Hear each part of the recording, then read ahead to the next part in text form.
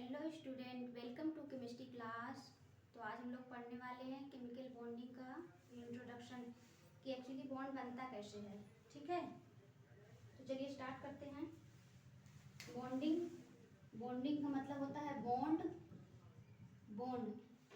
इसको हिंदी में हम क्या बोलते हैं? बंध बोलते हैं। जैसे टू एटम्स हैं, टू एटम्स यहाँ पर हम लिए हैं। टू एटम्स के बीच जब फोर्स ऑफ अट्रैक्शन होगा, यहाँ पर ए है, यहाँ पर ए है, जब इन दोनों के बीच फोर्स ऑफ अट्रैक्शन होगा तो इसी को हम बोलेंगे बॉन्ड। दो एटम के बीच या मॉलिक्यूल्स के बीच या आयंस के बीच जब फोर्स ऑफ अट्रैक्शन होगा तो उसी को हम बोलेंगे बॉन्ड। लिख लेते हैं यहाँ पे बॉन्ड।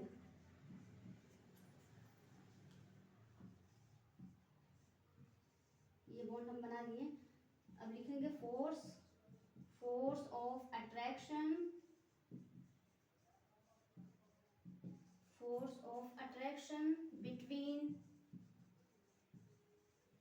between two species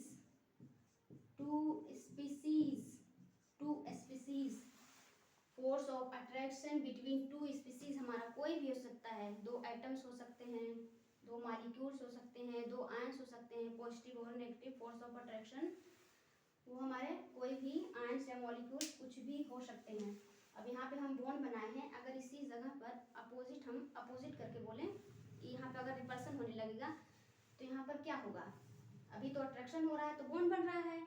अगर ये रिपल्सन होने लगे तो क्या होगा? बॉन्ड नहीं बनेगा, बॉन्ड ब्रेक हो जाएगा। रिपल्सन क्या होता है? ऐसे रिपल्सन होने की वजह से ये एक हमारा ए है और ये दूसरा हमारा ए है। जब इन दोनों के बीच क्या होगा? रिपल्सन होगा एक दूसरे से, तो बॉन्ड का फॉर्मेशन नहीं होगा, मतलब बॉन्ड ब्रेक हो जाएगा, बॉन्ड टूट जाएगा, बनेगा नहीं बॉन्ड। ठीक है। अब जैसे यहाँ पे टू स्पीसीज के बीच, जैसे हमारा यहाँ पर H2 है और O2 है और यहाँ पे N2 है या H2O है, हाइड्रोजन का 2 और ऑक्सीजन का 1, और यहाँ पे NH3 कुछ भी हो सकता है। जैसे यहाँ पे SO2 और CO2 कुछ भी हो सकता है। क्यों टू एटम्स के बीच हो रहा है? वन एटम्स के बीच क्यों नहीं हो रहा है बॉन्डिंग? वन एटम के बीच बॉन्डिंग क्यों नहीं हो रही? क्योंकि ये एग्जिस्ट ही नहीं करेगा। एक एटम के बीच कहाँ से बॉन्डिंग बनेगी? देखिए हाइड्रोजन है, इधर कोई है, कुछ भी नहीं है, इधर कोई एटम नहीं, इधर भी कोई एटम नहीं है, तो कोई बॉन्डिंग नहीं हो पाएगी। ठीक है, सिंगली बॉन्डिंग एग्जिस्ट नहीं करेगा, इसलिए कंबाइन बॉन्डिंग होती है। अब जैसे एक तरह का बॉन्ड है उसमें सिंगली होता है, जैसे हमारा नोबल गैस है। नोबल गैस को हम इनर्ट गैस भी बोलते हैं। Inert gas first discovery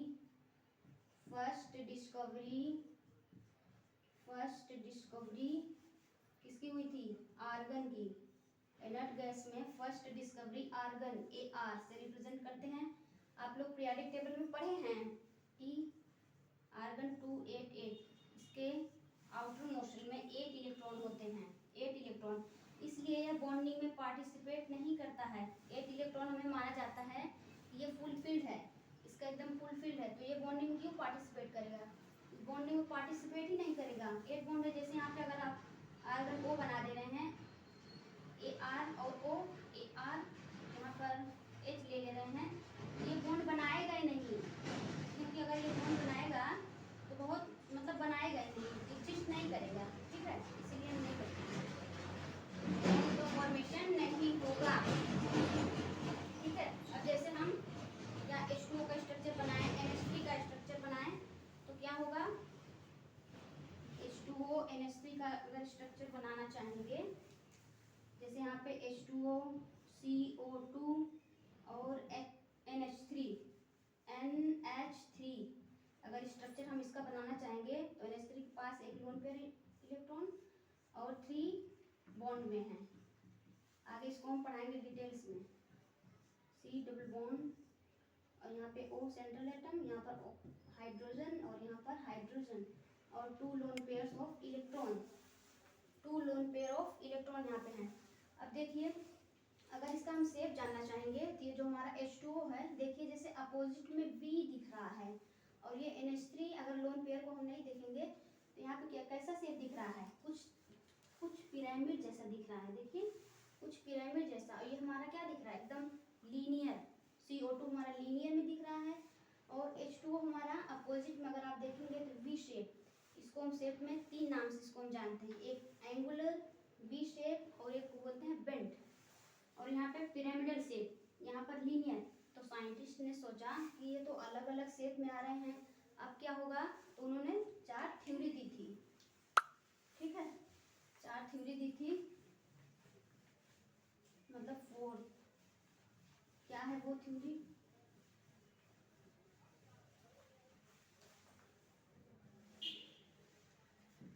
first है इलेक्ट्रॉनिक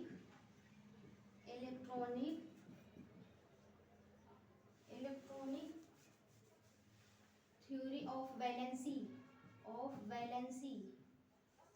और दूसरी है VBT valence bond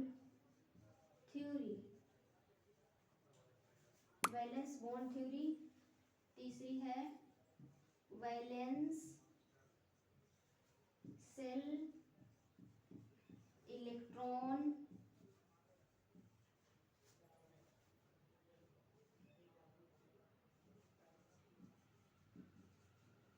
pair repulsion theory.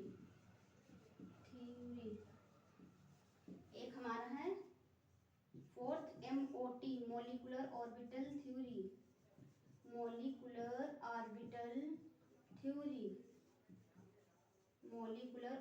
Theory, इसको हम शॉर्ट में मॉलिक्यूलर ऑर्बिटल थ्योरी को MOT बोलते हैं।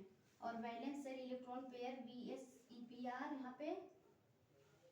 यहाँ पे वैलेंस बॉन्ड थ्योरी को हम बोलते हैं VBT, ठीक है। इसको हम एकदम डिटेल्स में पढ़ाएंगे। तो हमारा बॉन्ड का फॉर्मेशन कैसे होता है, बॉन्ड हमारा एक्चुअली बनता कैसे है, जैसे बताइए, एक बार और सुन लीजिए। बॉन्ड का फॉर्मेशन हमारा फोर्स ऑफ अट्रैक्शन की वजह से, जब 2 बॉन्ड होंगे, चाहे वो हमारा आयनिक होगा चाहे वो हमारा कोवैलेंट होगा, यहाँ पर 2 एटम के बीच या 2 मॉलिक्यूल्स के बीच, 2 आयंस के बीच जब फोर्स ऑफ अट्रैक्शन होगा तो उसे हम बॉन्डिंग बोलेंगे। और बॉन्ड कब नहीं बनेगा, जब बॉन्ड में रिपल्सन, फोर्स ऑफ रिपल्सन होगा, एक एटम और दूसरा एटम एक दूसरे से दूर भागना चाहेंगे, हटना चाहेंगे, भागना चाहेंगे, तो हमारा बॉन्ड का फॉर्मेशन नहीं होगा, बॉन्ड टूट जाएगा, बॉन्ड बनेगा ही नहीं।